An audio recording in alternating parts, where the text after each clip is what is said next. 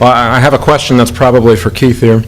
When you speak with employers considering relocating to North Carolina, what are the most important factors for them? There are many, many important factors, and the number one, that the most common factor, is our workforce, our trained, good work ethic. And I have to speak to community colleges. I have a lot of friends in education here, good people, but the one that comes up most commonly, and at least is the delta between North Carolina and other states, is the workforce training that we do in our community colleges. That builds on our total educational system of the university system and private colleges. In Commerce, we talk a lot about North Carolina's brand, and education may just be our brand. Very close behind is our quality of life. And part of that, of course, that's defined many ways by many different people.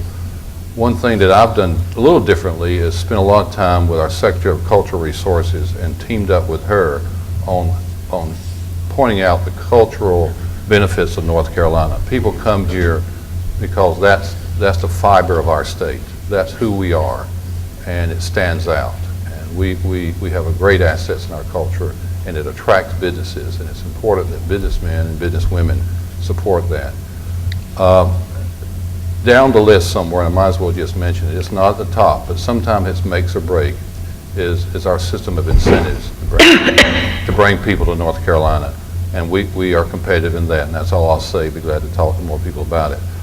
But it's quality of life, and it's our workforce. And there's no better place in quality of life and workforce in Wilmington, North Carolina. You ought to be leading. You ought to be number one. We need to give you the tools, and we need to work hard to make you everything you can be. We will do our part. I don't know which one of you is going to take this question, but if you've read the new federal health care legislation that just passed, how is that going to affect the North Carolina economy? I'll take that one. I have not read it.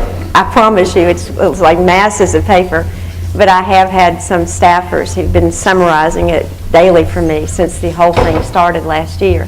It's going to end up costing North Carolina beginning, I think, in 2014. I'm not sure, but I think that's the date they ended up on, if they can get the amendments out of the Senate approved in the House today. I heard this morning on the news there was another problem for it.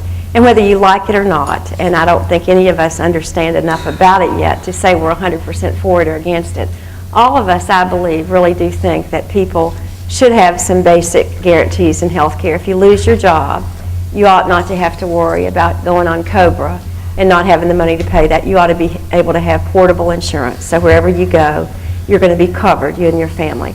I think we all believe that if you have a kid who, as Bob and I do, have a granddaughter that's 100% disabled, that her parents, our children, don't have consistent problems getting insurance because of a pre-existing condition that happened the day she was born. I think that's really critically important to us. I think the donut hole, probably it doesn't apply to anybody in this room, but there are millions of people in this country and thousands of people in this state who are older and on such a limited income that if their prescription drugs are so demanding that they go over their Medicare coverage, then they have to pay it themselves. And there are people in this state who will talk about not being able to buy food because they have to fill that donut hole up to, and that's been removed.